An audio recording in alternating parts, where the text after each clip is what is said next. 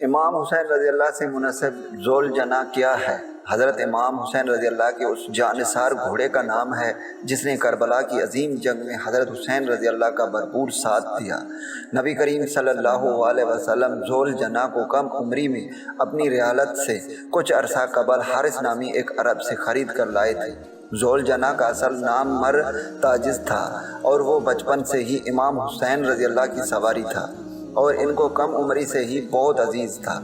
کربلا کے میدان میں جان دینے والے ساتھیوں کے علاوہ ذوالجناح نے بھی اپنی محبت وفاداری کا ثبوت پیش کیا اور امام حسین رضی اللہ کی شہادت کے بعد اپنی جان کا نذرانہ پیش کیا۔ کربلا میں حضرت حسین رضی اللہ کی شہادت کے بعد ذوالجناح امام حسین کی دستار اور تلوار، جو کہ ذوالفقار علی کے نام سے بھی جانی جاتی ہے، کو لے کر خیموں کی جانب بڑھا اور بی بی زینب کے خیمے کے پاس آ کر امام کے شہید ہونے کی اطلاع دی، جس کے بعد بی بی زینب خود مقتل کی جانب بڑھی، جہاں انہوں نے اپنے جان سے عزیز بھائی کا گلا کاٹنے کا منظر دیکھا۔ امام حسین کی شہادت کے بعد ذوالجناح خود بھی انتہائی زخمی حالت میں جاں بحق ہو گیا تھا۔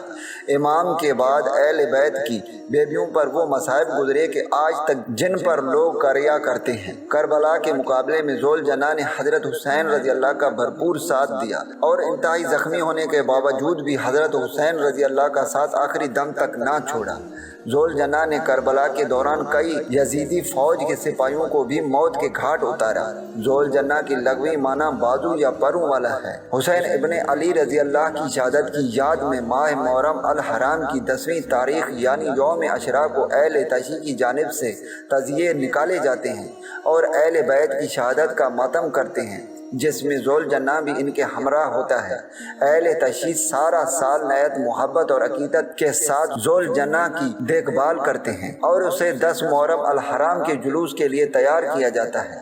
10 محرم کے جلوس میں ذوالجناح برآمد کیا جاتا ہے۔ جلوس کے دوران عزیز دار شبیہ ذوالجناح کے گرد ماتم کر کے امام کو پرسہ پیش کرتے ہیں۔ جلوس کے موقع پر ذوالجناح کو سجا کر جلوس میں شامل کیا جاتا ہے اور اس کے جسم پر جگہ جگہ تیر باندھ کر کربلا کی جنگ، امام کی عظیم قربانی اور ذوالجناح کی ان سے وفا کو خراج عقیدت پیش کیا جاتا ہے۔